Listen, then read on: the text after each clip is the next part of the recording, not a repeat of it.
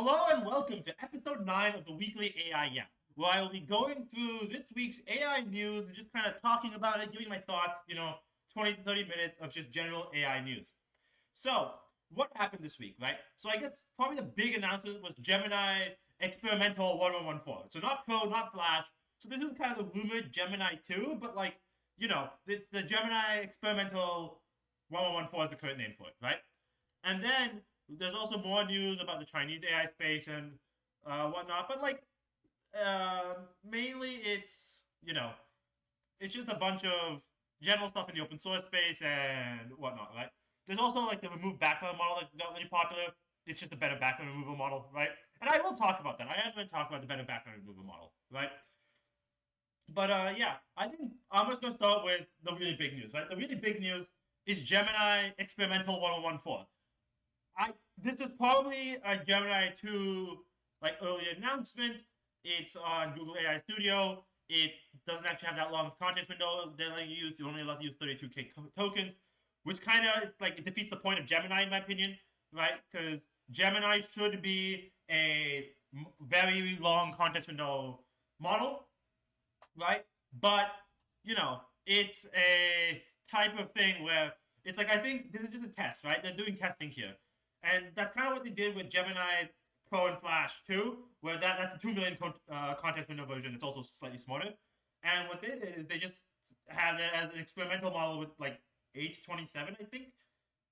I think it was 827, 0827. But they had it as an experimental model. And then what they did is they took the experimental model and they brought it back into the versions, right? So they tested it, let people test that, and then you could use this in you could use the previous ones in production if you wanted to, but they didn't recommend it, and it wasn't on Vertex AI, right? It was only on the AI Studio. Same thing's happening here. This model's only on AI Studio. It'll come to Vertex AI when it's fully released, and Vertex AI is their more general type thing, right? And so, yeah, fundamentally that's the big thing, right? The big thing is it's a new Gemini that is smarter, right? So you should not trust Limsys, right? Don't get me wrong, you should not trust Limsys, but it's currently tied for the number one model on Limsys, right? It's doing very well in the benchmarks, but again, we don't care about the benchmarks. And to be fair, Gemini has a bunch of their own stuff going on right now, because there's the famous Twitter thread of Gemini telling somebody to kill himself for trying to cheat on his homework. Now, of course, that's a little bit overblown, right? But the conversation was just kind of going down very depressing pathways about elder abuse and whatnot, and then eventually Gemini is your stain on humanity. You should kill yourself now. That's just Gemini doing Gemini things. Google's probably gonna fix that at some point because they don't want their model to telling people to kill themselves. But it's funny to look at. It's funny to look at. And so what it's just a bit of news that came out, and hopefully Google doesn't censor their models more. But that's what we'll see. We'll see if Google censors their models more. I doubt it though.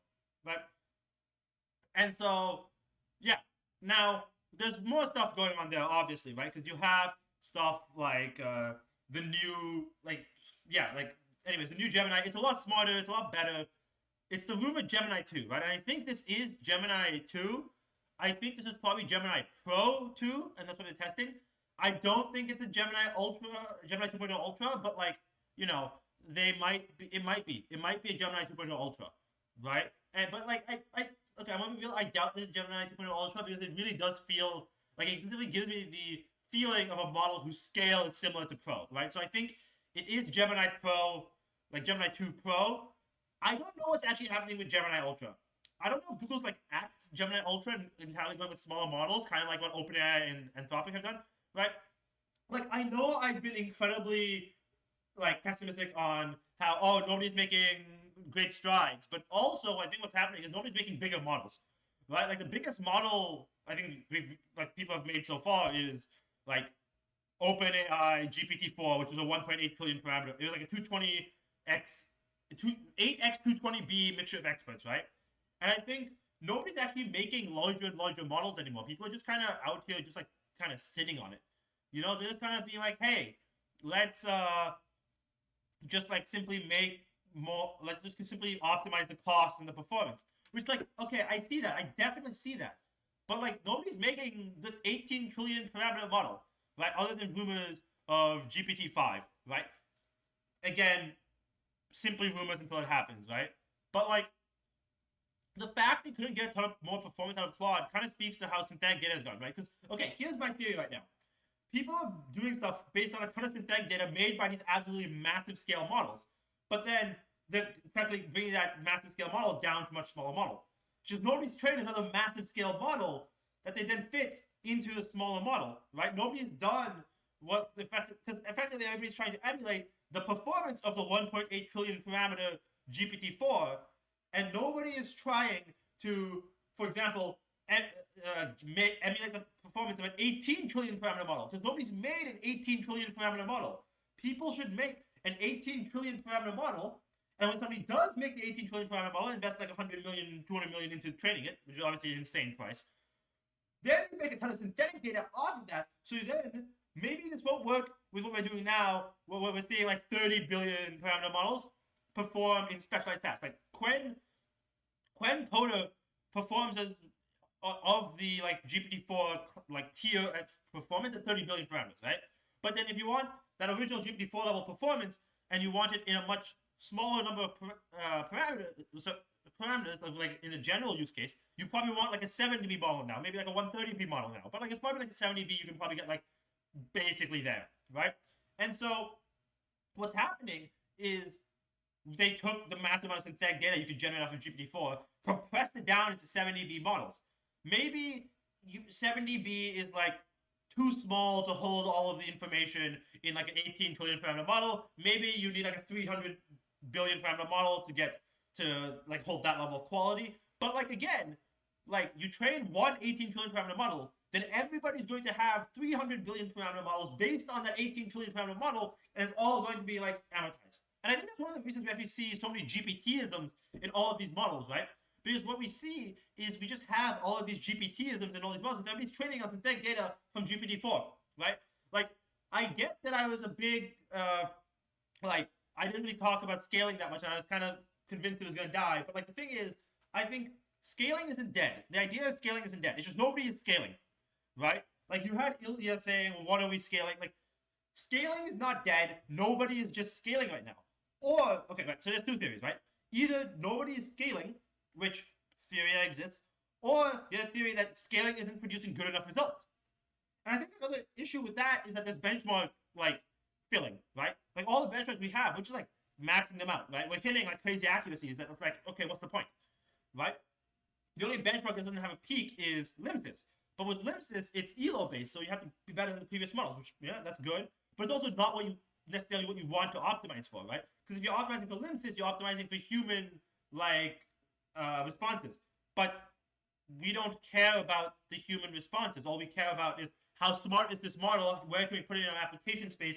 When you ask it for stuff, is it helpful? And like that, like only the last case is it actually super useful for that stuff. Other than that, we don't actually care all that much about human responses. It's just human. At least back when the models were worse, the human responses were a really good vibe check of how useful it is. But what I think is happening is that people aren't good at finding out which is a better model or not, at least in a randomized setting, because they're not actually using the model for a bunch of stuff, right? Like nobody's being like, hey, let me feed like an entire video into the model. And I guess this is only Gemini. Only Gemini can do this, right? But nobody's like, let me feed an entire video into the model and then be able to pull it and try to get it to understand it. Nobody's trying to do that, right? You can't, Limsys doesn't support like PDF testing. They only support like upload one image, see if the models are good at that image. And it's like, come on, right? Like, I get that I understand the randomized control testing. It's just, this feels kind of bad for when you're trying to test for like general intelligence, because Limsys is a really bad place to vibe check these models, right? Like, whenever a new model comes out, my general vibe check is like that it's generally more of a like the general type of, it's like I just go and I just like play with the models a little bit, try them out. I'm like, does it feel good? Does it feel bad? Like it's just a nice vibe check, right? I try it with a bunch of different stuff. And the general thing is that it's not like actually too crazy about like I don't know what's like I don't know what to say, but like it's not generally too insane that it's just like people are not really scaling. Like people are just kind of generally like doing stuff, and it's like not scaling per se. It's just like let's just keep training it and like optimizing on Limsys. Because here's the thing, Limsys releases the data, release their data, what happens is they just kind of end up in a spot where you have your data, and then people are like training on data. They're like doing effectively RLHF on the limit results. But then now you have effectively models that are way higher than they should be. Like I'm like Google with Gemma. What they did with Gemini, like 9B, and I guess also 27B, is they trained on the limits, right? And also NVIDIA with Nematron, they trained on limits. And then because of that, the models did really well on limits, right? Because they were optimizing for the reward function of limits, right? Via RLHF. But, right, because if you assume that all neural networks are universal function approximators, they train the neural network to approximate which the limits user base, which will pick which model is better, and then et cetera, right? But then they train the model on that, and then what happened there is that the model that they trained on limits was actually not like, it doesn't make it better at general raw intelligence. It's just I can talk in a better format, right? And I think fundamentally it's just people are just trying to eke out those effectively free improvements, right? Because if you look at what's happening nowadays, at least with the speed running of model training in like the GPT-2 model training, you can train a pretty good 120M model for like $10. If you're training for $100, you can train a probably an incredibly good 120M model, right? Like $100 of training is like, you can get a good 120M model. If you extrapolate that to 9B and data extraction and whatnot, a like 9B model is like what, like 70 times the size of the 100M model. So that's like 400. It's like 500 times. So it's like $50,000 for a like 10B model of that level. Like, come on, like you can spend $50,000 training a 9B model, and it's going to probably do pretty good, especially if you train it on limited data. And at those smaller scales, obviously, it's probably a lot more than $50,000, right, for training one. And it's probably close to like $100,000 if you're doing like everything. And experiments are expensive and all of that, right? Like computer's still an expensive cost here. But for a company to scale Google, they're just going to be like, hey, team, we're giving you $1 million for the next month. Go train a really good 9B model on that. And then obviously the 27B should probably be like 9x more expensive. So it's probably like if you assume the $50,000 price, it's probably like $500,000 to train the 27B. Obviously, this is probably overestimating a bunch of stuff, but like they're like, hi, here's $1 million. Go train like a 9 and 27B open source model. And then what the team will do is the team will be like, hey, let's train a few experiments on like 9B, scale up to 27B. I guess what the team will generally do is they'll train like 100 million, 1 billion, and like kind of do some experiments in that scale, and then scale up to a 9 and 27B, and then train at that scale, right? And so what what's going to happen is because they're training at that scale, they're going to end up with like effectively like this. It's pretty cheap at that scale. When you're training bigger and bigger models, that's when the expenses come in. Because in general, what you want to do is you want to take, because for like optimal like model scaling of the size, the amount of data you need scales pretty linearly with the number of parameters, right? Maybe not fully linearly, but like, you know, like if you're doubling the model size, you probably want to double the number of training data, so you're like 4x the size of the cost of the training run. Though, of course, what people tend to do is they're just going to be like, we have a ton of data, let's train on all of it. Model size doesn't actually impact the amount of training data because we're feeding it all of it, right?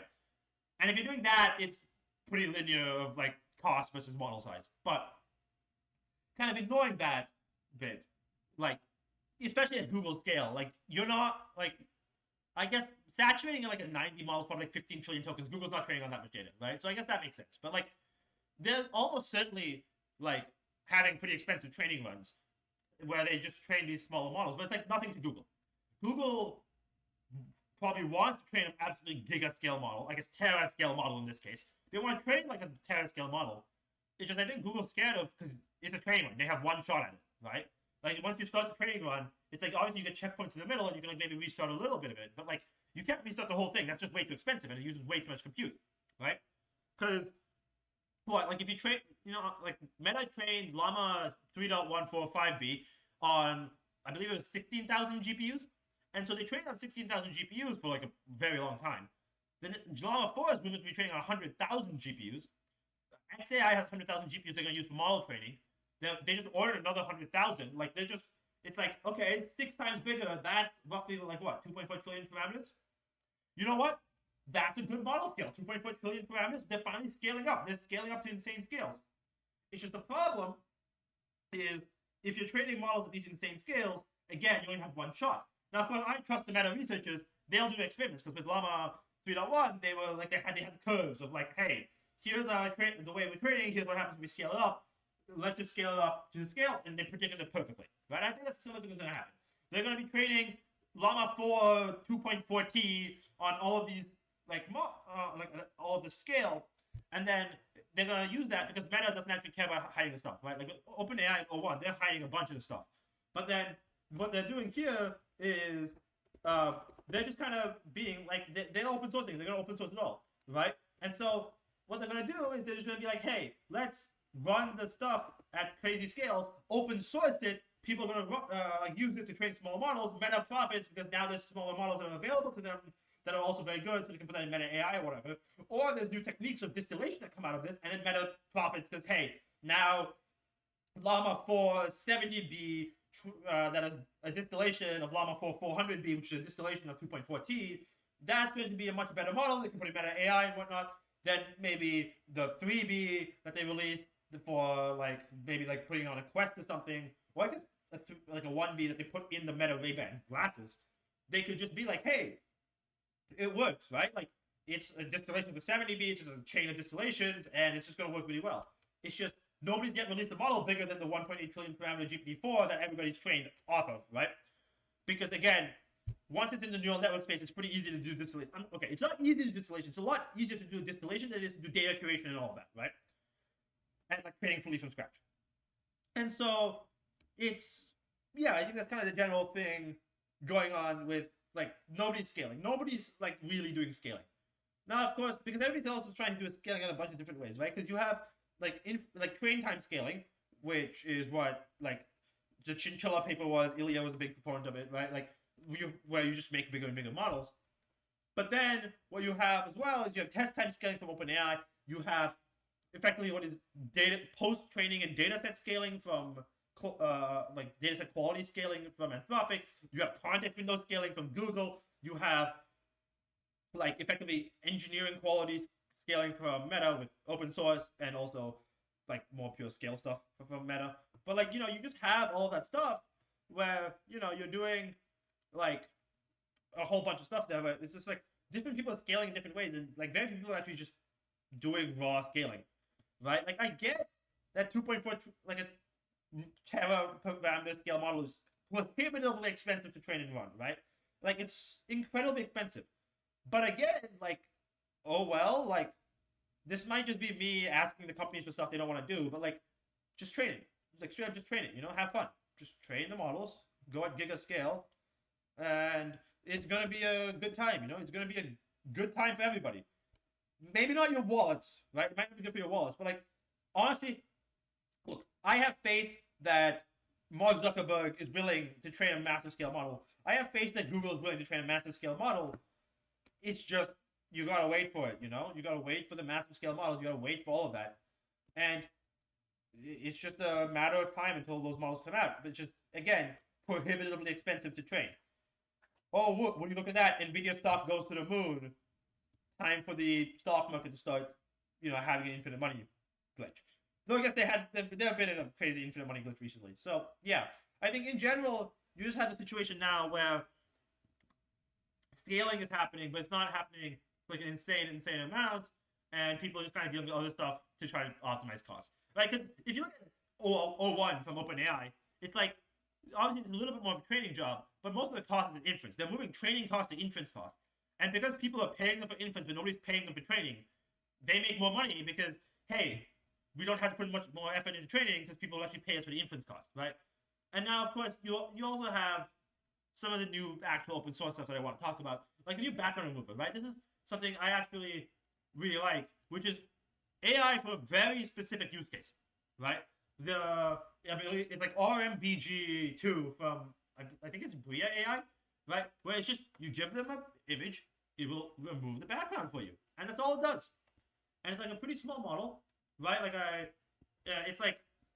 think it's like under one, it's like 500 million parameter model. Like it's a very small model, right? It's a very like cheap, like a very, very easy model. It's like very successful. It's a very good background remover, and it's just, you know, it's like, you know, it's like this is what you want, right? You want very specialized things that are very good at what they do.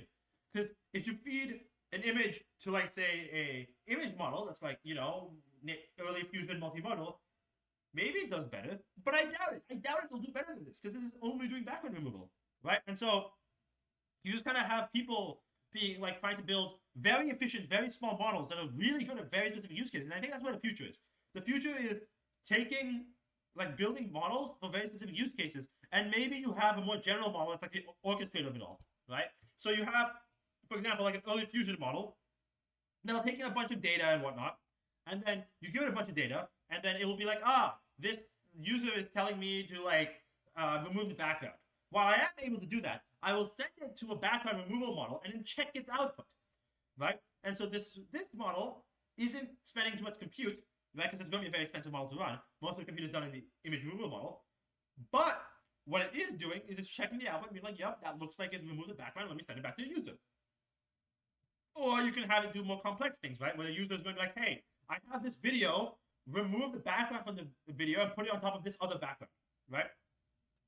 And so what the model will do is it will run code to split the video up into images. It will double check, and then it will take the images, feed it to like one of these specialized models, stitch them back together, put it on top of the new background you want to put it on top of it, and like send it back to the user. And this will use way less tokens than something like, say, for example, just having the model itself do it, right? Like early fusion just throw crazy model scale at the problem. And this and basically, like if you combine all of these things into like a very good like method of just like, hey, let's combine everything into like a way of doing stuff, it's gonna perform, I think, way cheaper, way better. It just requires more intelligence in the creation time, right? You're gonna need way more creation, like effort in when creating it, right? And I mean, what you also have is you have some more stuff in the early fusion space, right? Like there's a few more models that I kind of forget a little bit about, that are just kind of doing like early fusion speech, right? Like you got stuff like Hertz, you got like some more other stuff. You have like stuff like OmniVision that like non-early fusion multimodal, but they still do stuff, right? And you have like other early fusion models that like I like early fusion. It's like the obvious way to do things, and then you just like it's a transformer. Let's just hope it scales well, Like I'm pretty sure this is what Google does originally. Anyways, it's like it's a transformer. Let's just hope it scales well, because it's a bunch of really smart people who are like believing that they do all of this stuff, and you have like just a whole bunch of different models that like all like are very good. Like if you look, right, like it's almost certainly cheaper to run like something like Qwen 2.5 32B than GPT-4o. 100%. It's a 32B model. Of course it's cheaper. It's just the thing with Qwen is they can only do code, right? And maybe some math. But it can only really do those things. It can't really do anything else. And I think that's kind of where you get to a ton of the issues where you just kind of have like all of that going on, and it's like nothing really crazy is happening, right? I think I'm gonna leave this episode here for today. I'm gonna stop the recording and then probably stand and stream for a little bit. There's nobody watching the stream, but I'm just gonna leave this episode here and then like edit out the end.